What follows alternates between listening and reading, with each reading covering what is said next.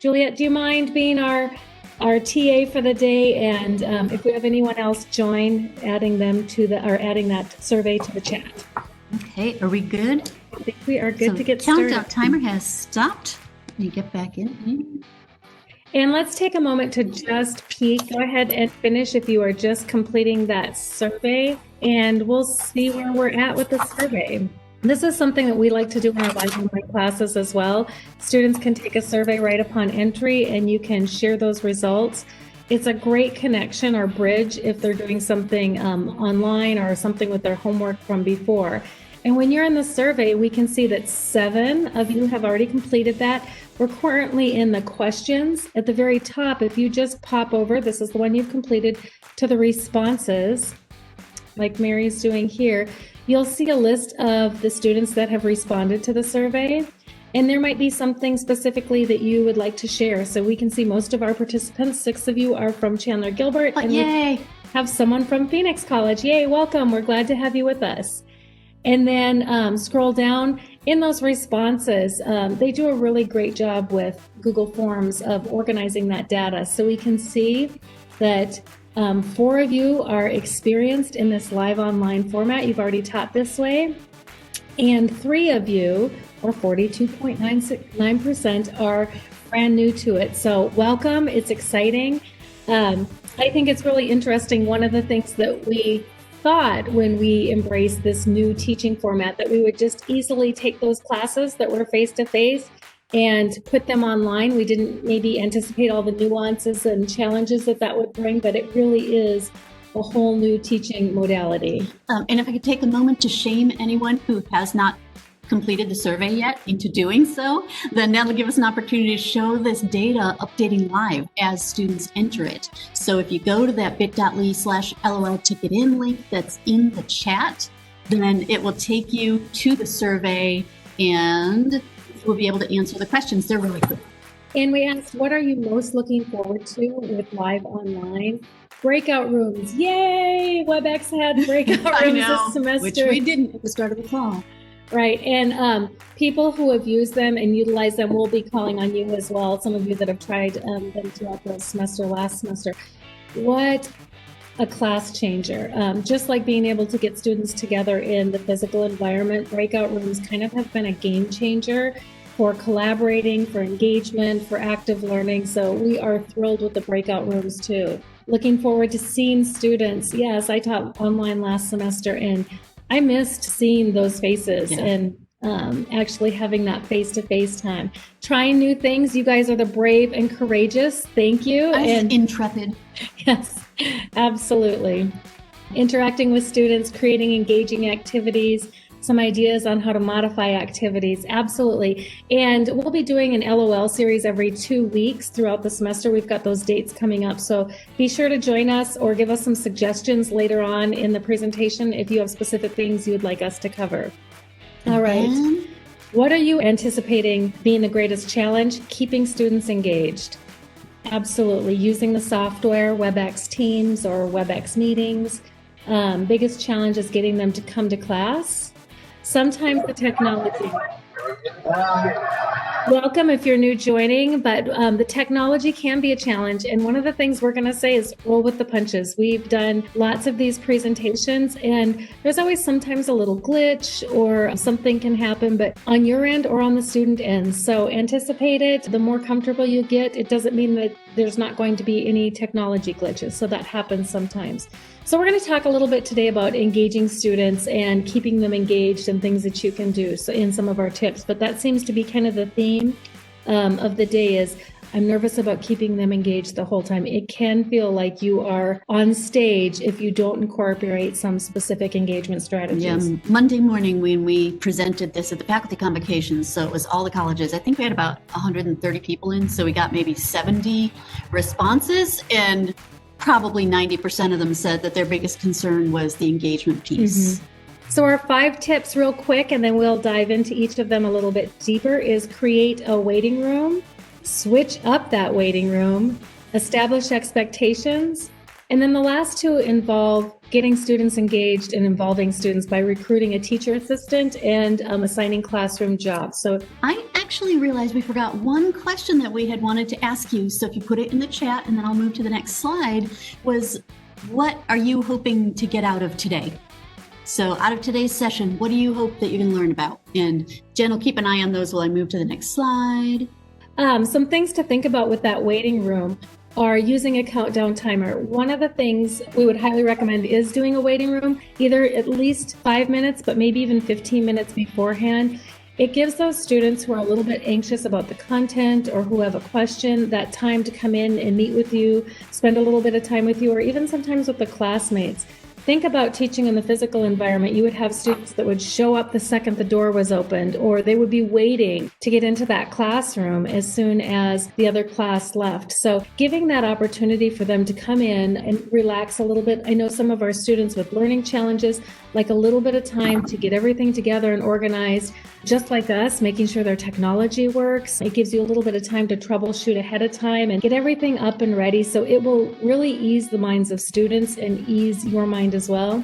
But that time can slip away. So using a countdown timer is one of the most critical things I think I would suggest as far as getting started. There are a lot of creative ways to welcome students or to provide an overview of information, or ways to even actively engage them. And we'll brainstorm some of those ideas in just a moment. But we wanted to share with you some of our favorite countdown timers on the next slide. And I don't really see anything coming into the chat. Juliet, our TA for the day, do we have anything? Because I'm in full screen mode presenting, so I can't really see. Because my question for you guys had been, what are you hoping to get out of today's presentation? Yeah, so there's a couple. Oh, good. Let's see. Robert asks, are you going to show us how to set up a survey like this? I can do that. They probably won't.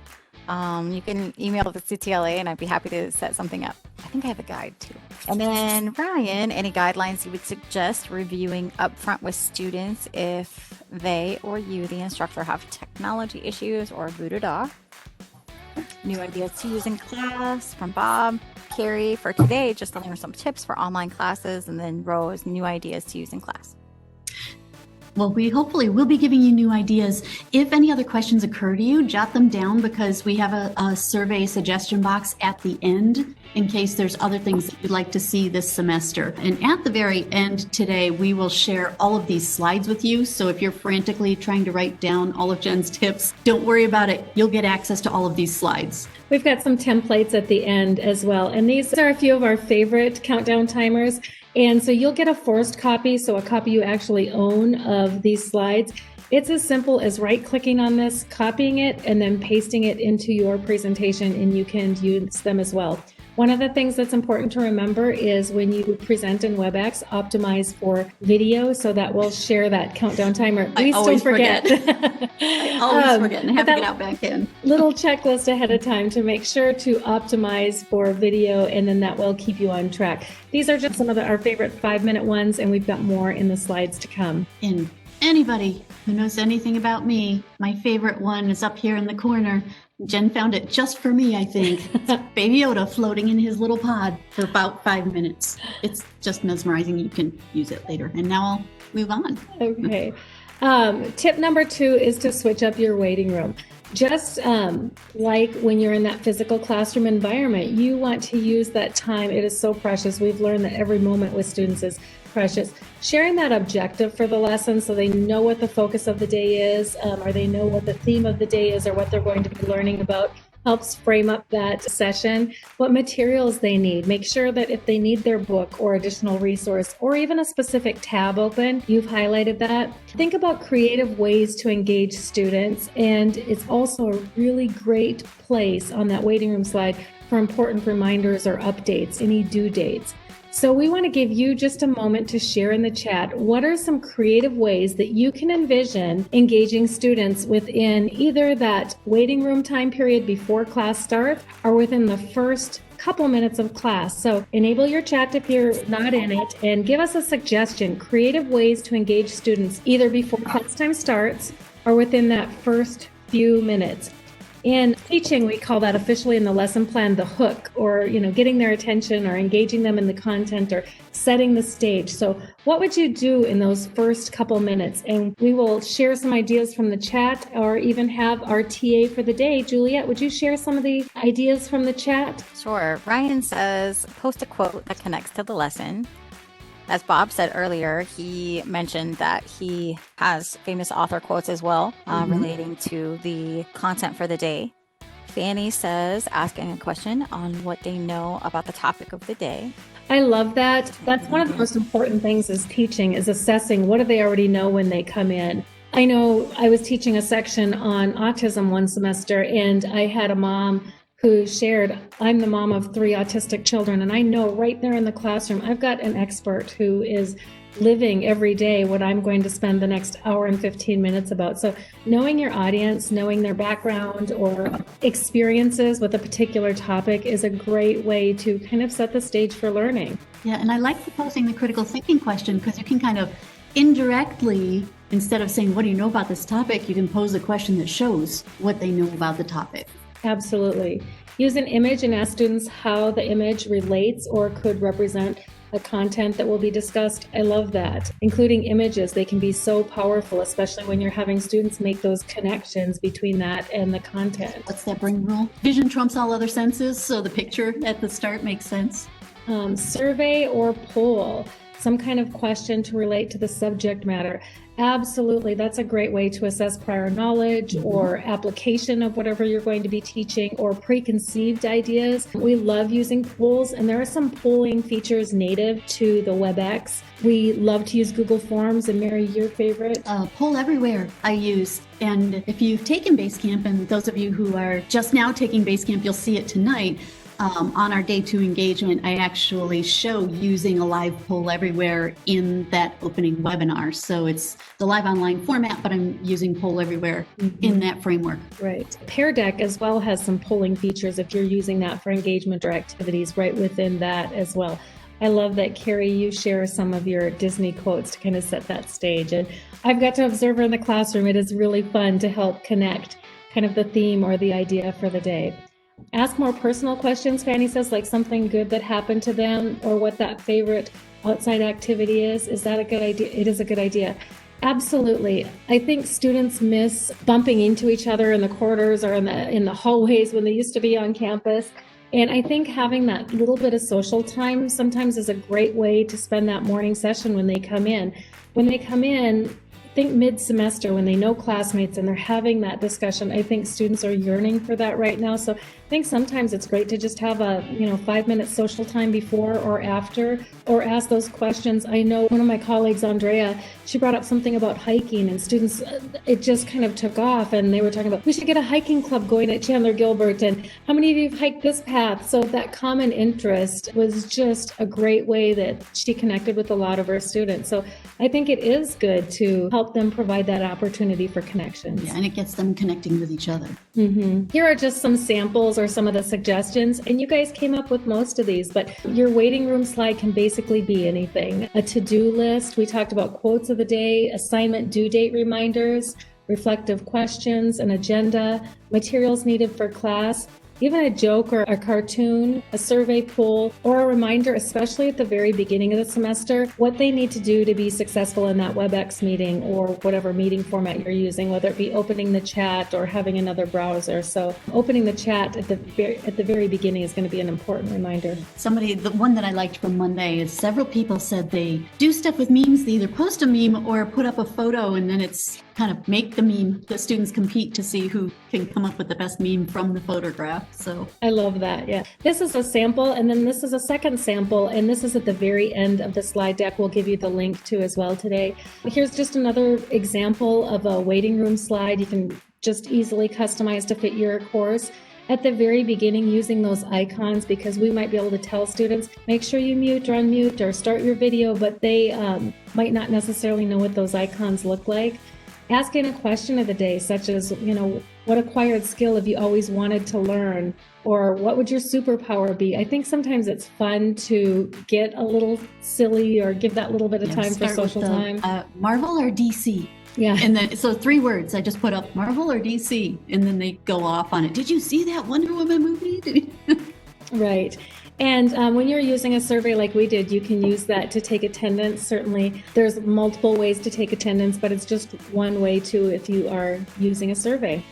Our third tip is establish expectations. And I think this could be one that caught us most by surprise. We didn't anticipate all the things that could happen in a live online session. So a lot of the guidelines that we came up were things that maybe went wrong in live online sessions. So clearly communicating those expectations to students right at the start is so important. We've got the luxury of having some experienced people have a semester or 2 under their belt doing this, so we've kind of learned from them. Even determining specific course policies, questions like cameras on or cameras off can spark a huge debate in and of itself. There's certainly issues with bandwidth. If you have students with cameras on, or if they're in families where they have 5 online learners at the same time in the same house, so there's certainly issues with that. Attendance. What does it mean to be attending? We've had faculty report that students are attending while on their cell phone in the class, driving to and from the grocery store or putting groceries away. Well, I'm logged in, I'm considered attending. So what does attendance actually mean in a live online session? In participation, what is going to be your expectation for engagement? Are students going to need to be able to participate at any time during the session? Or is it just I log in and as long as I'm logged in, I'm there and participating? So really think through some of those things and clearly communicate those expectations. I don't think we anticipated, but I think it has happened. Most students are living in places with multiple people, so they might be in class sitting on their bed in their bedroom. So how do we help them prep for that learning environment in the classroom? On the next slide here, we've got a few guidelines that we set up. Yes, we do, but I had an idea. Okay. You ever have an idea in the middle of class when you're teaching something and suddenly you go off on a tangent? That's me. I had an idea for an activity where you could use the timer if you had a 60-second timer. So what I would like to do right now, because I do want your input on this, is we're going to have a 60-second debate. You're going to have a 60-second chat debate, cameras on or off. So in your chat, put camera on and the reason, or cameras off and the reason, and go. I'm giving you 60 seconds.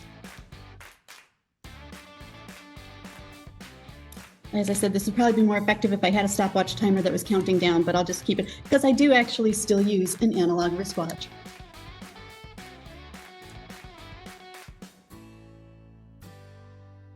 Is there something ironic in that? I send out these technology things every week and instead of having an old school wristwatch, I always just make sure it has a sweep hand. Yeah, you still have 30 seconds to put in your answer or your response to somebody else. And we are seeing some of those responses coming in. I love that 60-second debate, something you can do on the fly. It was my one good idea for the day. I say I have no more than one good idea for the day. That was it. Got 10 seconds.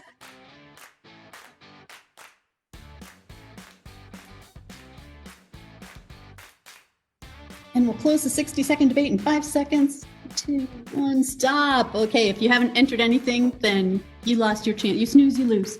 We've got cameras on, cameras on, cameras on. I love being able to see the students and if they're with or not with me. 40 students, so cameras on when I call on the students. Being able to see and interact is a great advantage of live online. Camera on, but not mandatory. So we've got a lot of debate just even here with us. And I think if students have reservations about being on camera, sometimes asking why can be really important. Some of them are environments that they're really not comfortable sharing. And then it's just sharing a simple tool like using the background, different background images that they might not know are available. But if it is a Wi-Fi issue, we have to be really respectful of that as well, or if there's other issues. We did a survey for students that we had over 500 students respond to spring semester. And we asked them what was the biggest challenge with learning online.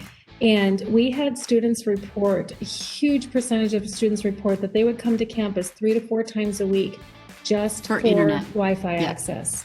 So bandwidth is a real issue. Maybe at the beginning just to say hi if you want to see them, or when you're having a discussion or when you call on them. But there does need to be some expectation for them being there and present. I know, think about if we don't set expectations in the classroom, you'll have students that are going out to the coffee bar and going to the restroom while you're presenting, and we want to make sure that that time is valued and treasured as that learning time, and they're there and they're able to be responsive. So how do you set those guidelines for that?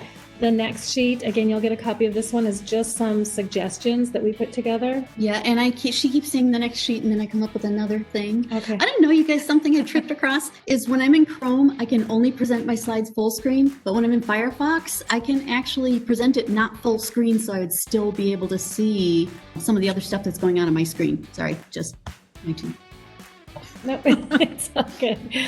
Feel free to modify, but it just helps you kind of think through some of the things or the expectations for being live online as far as being on time, when on time is. There are challenges with students seeing the chat. If you've got critical, important reminders at the very beginning of class time and they log in 15 or 20 minutes late, they're going to miss some of those things. So being on time, being prepared, being presentable, I think is really important as well. We've had faculty that have said, it's hard when you're presenting and students have their boyfriend or girlfriend sitting right next to them, or on the bed, and you need to be sitting up on the bed, or whatever you expect as presentable. Are they able to eat while they're in live online class and they're on camera? Are they visible or not? So just some guidelines for being respectful and even having that conversation with your students. I know some faculty like to create these kind of etiquette or expectations with their students, checking their location, chatting responsibly, being attentive and focusing, and then ways that you expect that communication to happen. So feel free to take this, modify it. It's a sample. And at the very end of our slides, we've got just some samples for you to customize for your own class, whatever works best for you. And I found when doing the live online sessions, this really helps me. I actually print out the slides that I'm presenting so that I can keep track of where I am while I'm presenting. Didn't help really, I still got lost. Survival tip 4 and 5 are all about involving students. And at the beginning of this session, we recruited a TA for the day, our lovely, lovely colleague, because there are going to be tech issues that happen. It's not if they ever happen, it's when. And having a backup plan is always important. So things to think about: what are those TA roles and responsibilities? When you are teaching live online, you're navigating whatever you're presenting from, whatever format you're using, there's just so much, and you've got Wi-Fi issues, you've sometimes got multiple tabs, you've got the presentation, and you're helping students troubleshoot. There are always little tech glitches or things that don't always go. Maybe your video doesn't present the way that you anticipate, or there's a power outage and you have to restart. That TA can be your backup person in the classroom. And it is so important to have someone else in the classroom, or even multiple people, to be that backup person. So how would you recruit them? You might want to think through that. Are they your honors students, or do you allow students to sign up for that position? How did you recruit this morning? I just designated our colleague. She did. Because I know she's reliable and responsible. She said, "Hey, Juliet, be our TA." And Juliet said, okay. Do you incentivize it at all? Do they get bonus points? But I really think, in addition to being a great resource for you, it helps students share that classroom community. They're part of that community and they're actively engaged in that community, and they have some ownership over that as well. So I think it, just like when students present, they get a whole different sense of what it takes to be in front of the classroom, and they're more respectful because they know they will be in that role as well. So we've oftentimes used Jeremy as our TA for the day. Thinking about those roles and responsibilities, really it can be anything that you think of that would be helpful for your class. Maybe it's something like welcoming classmates upon joining, or taking the attendance for the day. Monitoring the chat when you are in full presentation mode. If you don't have a second screen, it is difficult to monitor the chat, or be a discussion leader.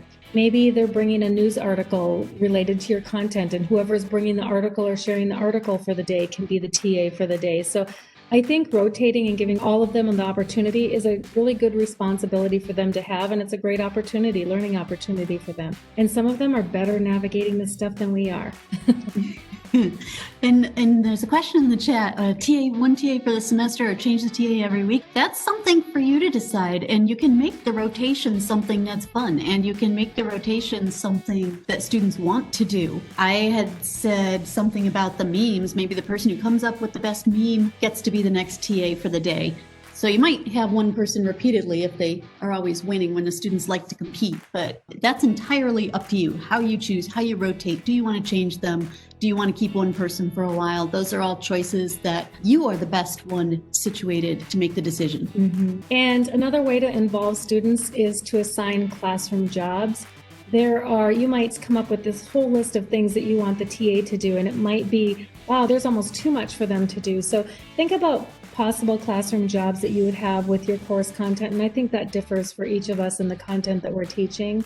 Make sure that those job expectations are clear, and then think through too, how do you rotate through with the students or with the jobs and the positions? Do all students get an opportunity to have a job? How long do they hold on to that job? So on this next slide, we've got some examples of just some of the ones that we've thought of and some of the ones our cool faculty have thought of. We have a faculty who said, I have a DJ for the day. And Anthony Broughton. Yeah. He says they get to share the music in the waiting room and they love it. They come to class prepared to share. A chat checker could be a good job, someone who just specifically monitors the chat, because you will need that other person in the room to be able to help you or refer to when you need just a second to touch base with students, what's happening in the chat. There's a handy dandy emoji feature or raise your hand feature. Have someone who's watching for that. Everybody raise their hands right now. Yeah, try raising your hand. Go to your emoji. It's along the bottom in your WebEx. There's a little smiley face.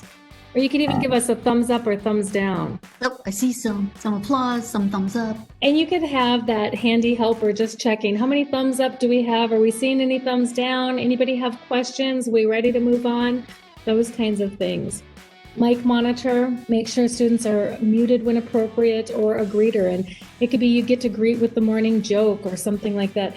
All of those things, I think, give students an opportunity for some ownership in the classroom. All right, those are our 5 tips for you. We're going to see if you have any specific questions, and then we will share the rest of the slides and some of the templates we have. The rest is just kind of resources for you.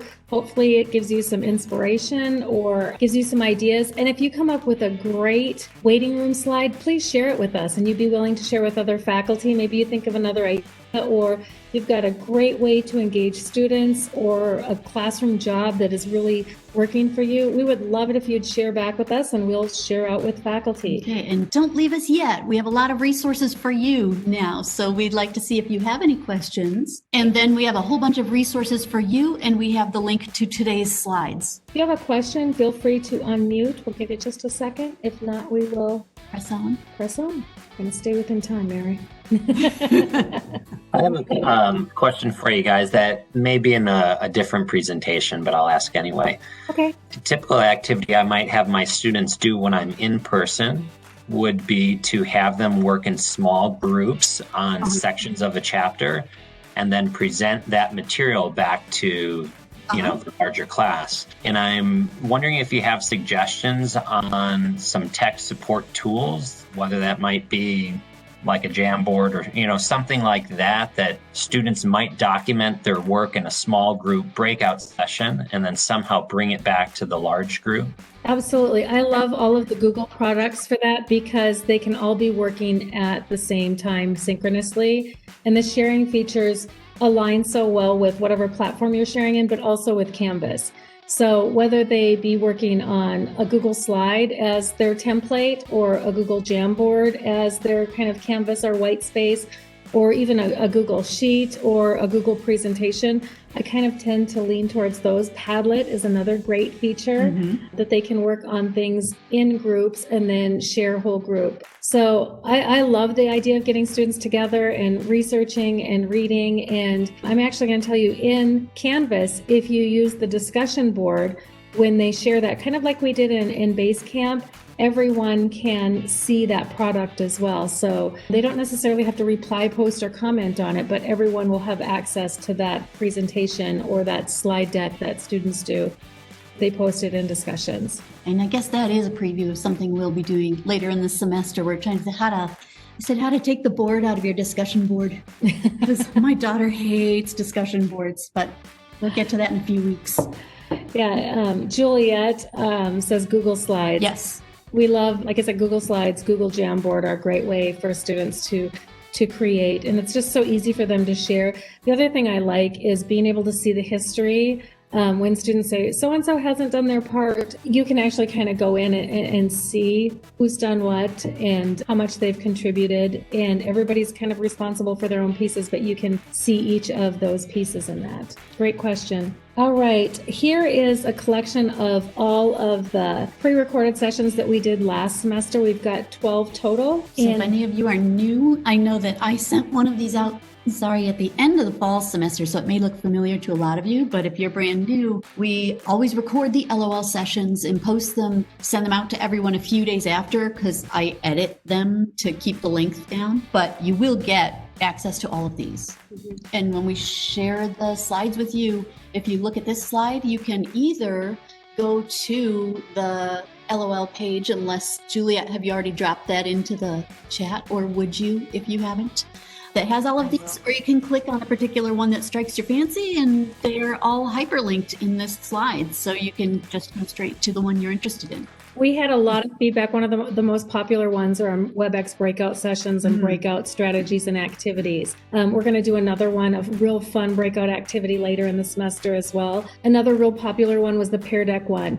If you are already using Google Slides, there is an overlay of Pear Deck, which makes your sessions really interactive. There's polling questions, there's yes/no questions, there's multiple choice questions, and you can share those responses and students can engage literally during and throughout the lesson. The thing I love about that is the functionality.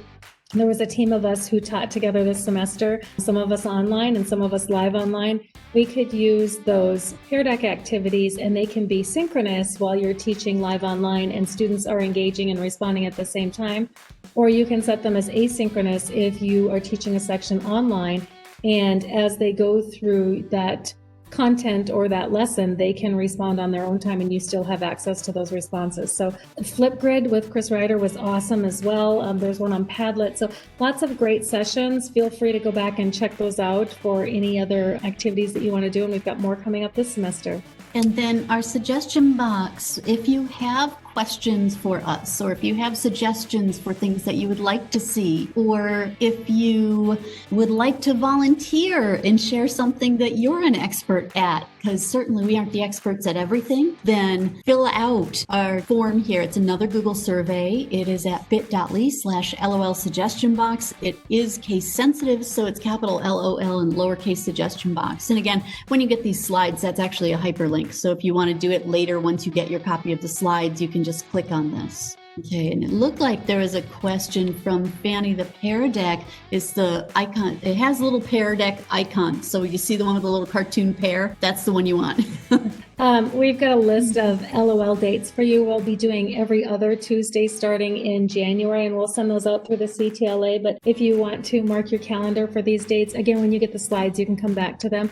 We will always use the same session link, the bit.ly/live online live, capital LOL.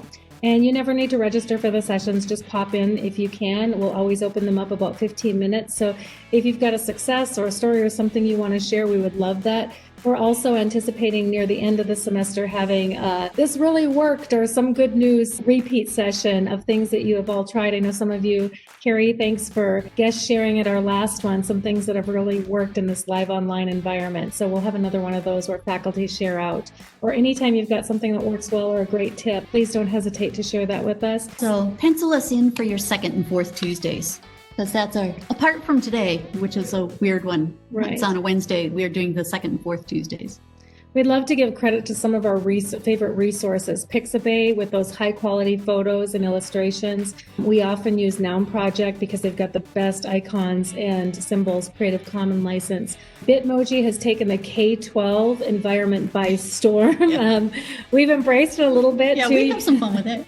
But that is through a Snapchat app, or you can actually use Gmail. So there's a link there. Free fonts. There are multiple sites for free fonts, but I have had a couple of people said, what is that font that you're using for LOL? That is the bombing font from defont.com. So I put the link in here. And then when you don't see Bitmojis, for a few of our presenters who have volunteered for, I've made a really simplistic kind of an avatar with the avatar maker that's a Chrome extension. So you can use that as well. And then the countdown timers you Yes, talked about and we'll talk about again. absolutely. A lot of those are online, free, and Creative Commons licensed. The few that weren't, I just wrote the authors and said, hey, can we use your countdown timer? And they said, absolutely, for educational purposes and with not selling them. Juliet said she also used freepick.com. If anybody else has any good resources that you want to share with the rest of us, please feel free. Okay, and then here are some bonus materials. We just have some of our favorite icons if you want the ones from the jobs or from the Noun project. And then the other one, the stop and start video, is really helpful at the beginning of the semester. Here are our favorite countdown timers. They're all 5-minute ones. And you literally, when you get the slide deck, you can right-click copy and paste it into your presentation and use those as well. And the following are just some waiting room samples. We hope that they inspire you. Again, share yours with us. But then in that moment, I said, where you suddenly have that idea, this was my one good idea for the other day, is why don't you maybe have your students design the waiting room slide for a future session. So next week we'll be doing this. Guys, send me your slides and use one of the students' slides. Absolutely. If you've got an icebreaker question, it's just fun to have students sometimes respond in the chat. These are great at the very beginning of the semester. So this is just a template for any icebreakers. Another one, if you like to use a quote of the day but do homework reminders, just fun to post some Post-its over there. Students love to see themselves sometimes, so just say, hey, share me a picture of you and we'll put you up for the TA for the day. Another one with some attendance questions. This was in the presentation, but feel free to customize or use in your class. Just a variation on that theme. And you can see that this is just taking off on that template that Jen provided. This one you saw earlier as well. Here's one opening session from Basecamp. We would have this up for our day 4 when people were entering and we hadn't quite started yet. Another one from Basecamp. And this is my daughter's cat. Again, any photo becomes a meme. And if you would like a copy of today's slides, so that you'll have all of these resources for yourself. A lot of them are hot linked, or you can just copy them, or you can modify these slides to become your own slides, delete the ones that you don't want. Go to bit.ly/LOL-convocation slides. It is case sensitive, so you want to go to bit.ly/LOL-convocation slides. And I saw that Karen had a question. I just can't quite read it. Go ahead and unmute yourself, Karen. Okay, I think I am unmuted. Can you hear me? Perfect. Yes. Yes. Okay. There has been a lot of discussion about live online because it is new, and psychology has live online in the morning as well as in the evening. So we have some live online sessions that are from 7 to 9:40. And my question is, I'm not teaching live online, but I have 5 faculty that are. And do they need to engage the students the entire 2 hours and 40 minutes? Or is that negotiable? Could it be a hybrid model where they cover class material and have an activity and then the other part is hybrid and they are doing something on their own or online? Because that is, I think, the concern of a lot of them is engaging students for a solid 2 hours and 40 minutes live online. I love that question. And we actually have some feedback. I've got Rose in here that I'm going to ask if she wouldn't mind sharing a little bit because she's one of our adjuncts who had that night session. And I'm just going to give kind of a general what faculty have said as far as feedback. A lot of them will start the session, do some direct instruction and some activities and some engagement things, and even put students in breakout sessions and let students work in their breakout groups, get started on things, work on a project, or do a small activity, come back, and then have like a 10-minute break, and then do almost like 2 classes. Some have them longer times in breakout sessions, some have them in multiple breakout sessions, some end maybe a little bit early and then meet with individual groups. Or some let them do some kind of wrap up at the end. So it simulates like what you would do in a classroom where they do get a break, but they have that opportunity to collaborate and work together. Rose, do you want to share any things that you tried that worked really well in your class? Because she had that 3 big hour chunk at night as well. Sure, and I did a lot of the suggestions that you just mentioned, and the feedback that I received from students is that they really did enjoy the breakout session. Being able to connect with students in a smaller group was less intimidating for them, and they were more willing to share and work on assignments. So I did that numerous times with good results. We also did where we would meet together at the beginning of class. I would lead a discussion for maybe 20, 30 minutes, depending on the content that we had for that evening, but then allow them time to either watch videos that were a little bit longer in length than your typical 3 to 4 minute video, or materials that I wanted them to read to be able to come back and share. And that worked out really well also. So I tried to have a variety of different events happening each week so that we weren't, just having a 2 and 40-minute discussion every single class period. So I tried to mix it up, and I really felt like that engaged the students. And like I said, the breakout rooms I found to be highly favorable by the students. Thank you. Did you show the video or was the video embedded in a module and they went to their module? Where was the video shown? Sure. So I always had a Google slide presentation and all the videos were embedded there. So and I embedded that into a page on the module. So of course, I directed the students to follow along in the presentation. So their Canvas course was open. So it should be right there in front of them. And then when we broke off for 30 minutes, what have you, depending on what it was that we were doing, they would have that accessible to them. Cool. I like that. Thank you. Thank you. And one of the instructors said too that she said, when I found out that this worked perfect, I would get them, do some direct instruction, they do an activity, come back. And then she said, then we got kind of bored with that. So then we'd try something else, and then we'd try something else. So I think variety is kind of the key.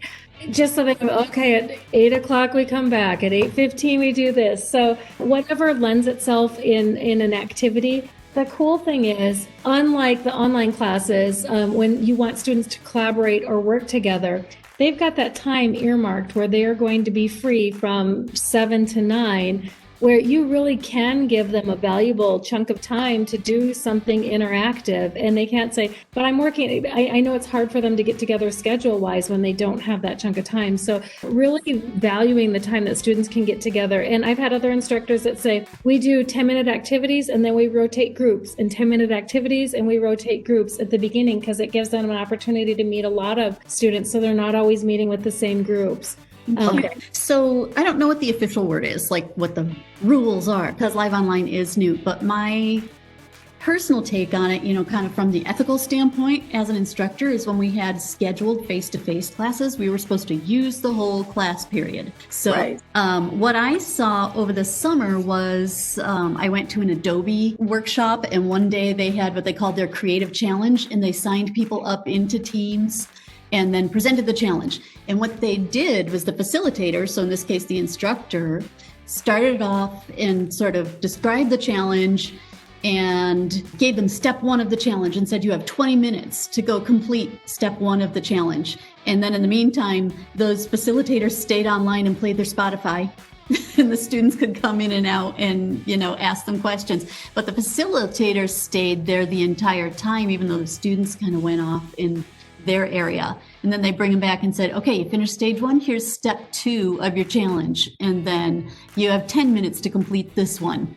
So it's another model that you could use, maybe not every time, but it could be once or twice during the semester if you've got a bigger thing you want them to work on. Okay, I like that. Okay. And it's Thank also you. nice because just you would go around and meet with team 1 while everybody's working, you can have that time to, this week in your group, while you're working in your groups, I'm going to meet with team 1 and 2 during that time. So it really is a nice time to connect with smaller groups of students. You can have them raise their hand, or you can pop in randomly to each group as they're working. So that's a nice feature as well, saying, I'll be popping into your groups, or, I'm not sure how many I will get into. It kind of ups the level of, okay, we got to be working because she might pop in or he might pop in. And I see a comment from Rose that says, this is a bit off topic, but students really enjoyed having expert or guest speakers visit our class. Yeah, we had two at least. We had someone for the association come in and talk about students with disabilities, not on our campus, but a community member. And he was able to do that. So many people have more flexible schedules where they can be live guest presenting. We had a parent panel do a presentation, parents with students with disabilities. They came in and shared their stories and their experiences. So you can leverage that guest speaker or presenter a lot more in the live online session than you can in a physical environment. They can pop in, and that was huge. Students loved having the guest speakers that we brought in. Like that idea. Thank you. Great ideas. One really simple question. When I look at the reactions that I'm able to use at the bottom of the screen, I don't have a raise your hand one. How do I find it? I guess I think the raise hand icon is actually next to your name and the participants, which is a little weird. It would be easier to have it at the bottom. You're right. Okay. I see it now. There we go. I might just tell my students to use a thumbs up or something if they're okay. Or so you hover over the raise hand, and how are you guys seeing it? You're just seeing it in the chat? It's in our participant panel. So when I look at the list of participants, I see that Fanny has her hand raised and Karen has her hand raised. Okay, got it. And now Ryan's hand's up. That's just something very simple, but I learned something new right now. Okay, thank you. All right, very good. Thank you very much. This has been very helpful.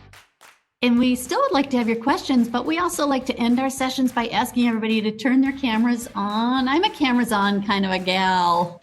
I don't much care for just staring at your names. So we say hi to everybody and see your faces, because it's a little weird for us. It's the week of accountability. We're sitting here in an empty CTLA. You know? Sorry, I was just having lunch at the same time, so I think that is more polite to turn off my camera, but agree with you. The biggest danger is I would just be jealous of because you have lunch. Kat asked, does WebEx, and Juliet, you might know this, does WebEx allow students to change or add to their name that shows? Yeah, so I believe so, because all people of Maricopa have that MEID at maricopa.edu.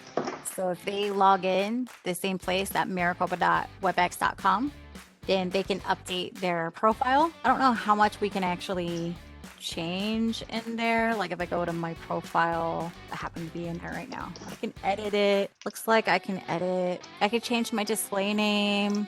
Like I have an avatar, like I gave myself a Bitmoji avatar. But my question was more to in the particular class, like if I wanted to have them identify their group color, let's just say all the blues, name yourself the blue team, you're the yellow team. Do you know what I'm saying? So that like in Zoom. Actually in the class. You'd have to do a Chris Ryder instead and say, okay, blue team, everybody hold up something blue. Yeah, okay. Green team, hold up something green. He has them put something on their screen or their camera. You know what I mean? Or I don't know if they could change the color of the background or whatever, but he has them put something up or hold something up, whatever it is. I think he actually has them do it. Karen, you were talking about, did she have to go? She was talking about hand raising, and he says, okay, Thursday's color is going to be green. So if you want to ask me a question on Thursday, hold up something green. People have the most clever ideas, and we just sort of keep writing them all down, like Anthony's DJ for the day. And absolutely. I have a question, Mary. Yes. You said there is a poll everywhere. I apologize. I've been bothering Julie and Juliet for that. But I asked a question. You said that there is something tonight that you have it for poll everywhere. Just for base camp, Shaheen. You've already been there. So we have some new people this semester, and some of the people who are attending this morning are also in this week's base camp. Okay. So you've seen it. So I have to go to one of the videos in Basecamp to see if I want to learn more. There is we did a slide. Remember the slide deck is the how-to? Yes. You have access to your Basecamp still. And on day 2, everybody added their engagement ideas in Basecamp. And so my contribution to that slide deck was I added instructions on Poll Everywhere. Because students, they loved it. I used it, and it really was very engaging, and everybody wrote to me that we want that one, but I want to make myself better user. So thank you so much. You're welcome. Okay, any other questions? I do have a questions. Yes. Do you know if a little bit more faculty are using WebEx Teams this semester? Do you have more questions about that? Somebody in Basecamp asked us about WebEx Teams, but I'm assuming, do you guys have a new adjunct faculty? We have more than one. So that's probably, and I'm pretty sure that's what it was. The people who were in the physical sciences and engineering area were saying, hey, how about WebEx Teams? Are you going to show us about that? And we're like, well, we're not exactly the experts on WebEx Teams. I just asked because a session, and so we pointed them toward your recording. Yeah, because like every question that we have about, like, for example, can we put a thumbs up on a comment in the chat? How can we add access to the chat after? How can we share a file in the chat? How can we make groups, I don't know, by ourselves, raise hands? Everything is there in WebEx Teams, basically. So that's, I think it will answer a lot of questions, but I don't feel a huge engagement through WebEx Teams yet. Yeah. Well, and it may be different if you're using more of the breakouts, but you already have in Teams, you have a lot of functionality with that. So it's not something that you require. Yeah. Bye. Thank you.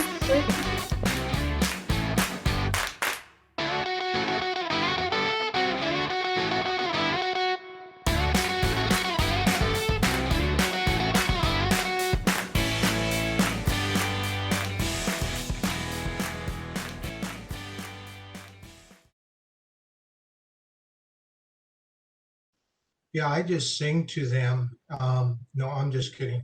I don't think I'm doing that.